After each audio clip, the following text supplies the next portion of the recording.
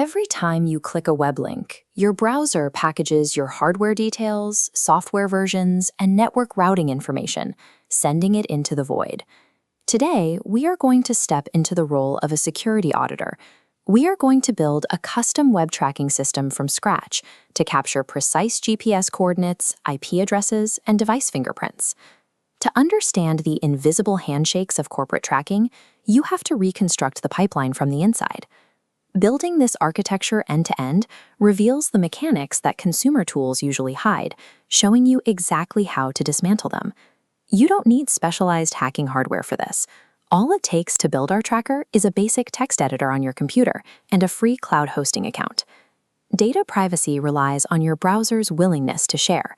By writing the code that requests that data, you'll see exactly what your device reveals every time you load a page. This animated diagram breaks down the two distinct ways a device can be located.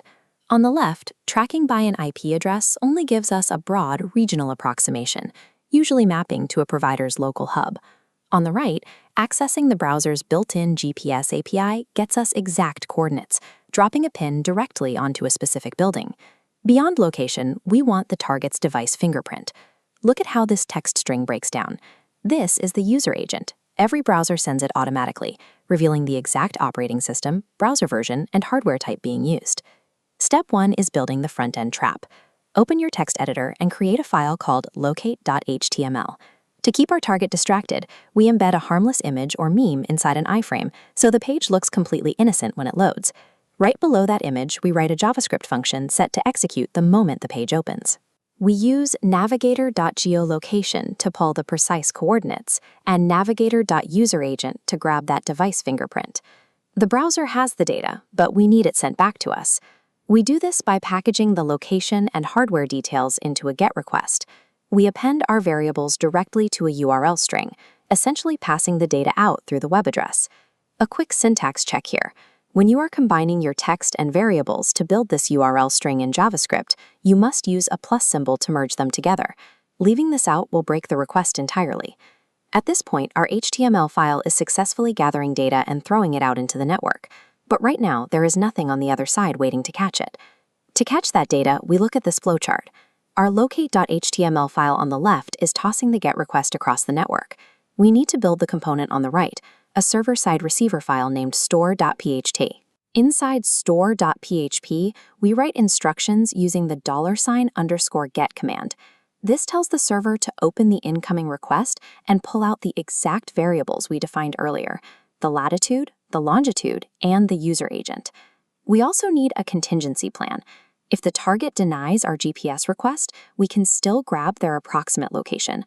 We add a line using the server remote address command to automatically capture their IP address the second they connect to the page. With all this intelligence held in the server's memory, we use the PHP write command. This takes our variables, formats them neatly, and saves them into a permanent, secure text file called location.txt. Notice the syntax shift for this step.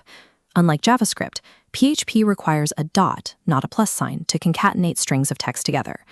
The final step of the build is deployment. We upload both our HTML and PHP files to a free cloud hosting service. For the browser's geolocation API to actually trigger, you must serve these files over a secure HTTPS connection. With the deployment live, you have successfully constructed your own private, zero-cost data extraction server. Let's test the architecture. We send the link to a target smartphone. They open it, see our distracting meme, and encounter a standard browser location prompt. The moment the target hits Allow, the payload executes.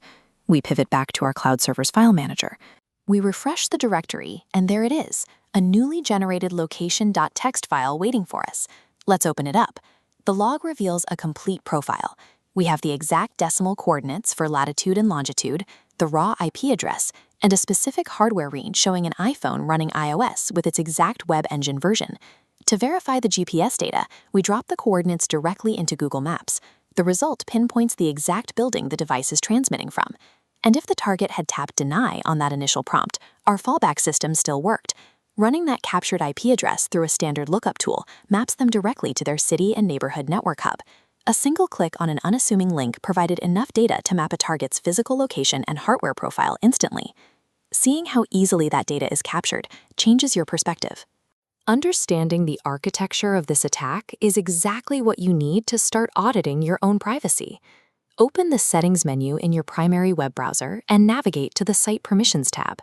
This gives you a complete list of every website you have previously granted access to your location API. Look for unrecognized domains sitting in that allowed list.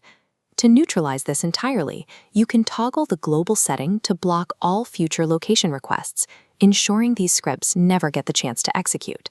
You have now built and defended against a complete tracking pipeline, using client-side JavaScript to pull data and executing an HTTP handshake to pass it to a back-end PHP log.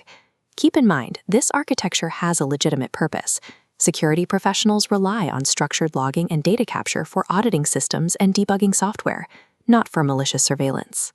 If you want to keep reverse engineering the internet's architecture, make sure to subscribe and hit the like button. Let me know in the comments what system you want to see us break down next. An internet designed for data extraction requires a clear understanding of the underlying code. Once you know how the trap is built, you can ensure you never fall into it. See you in the next breakdown.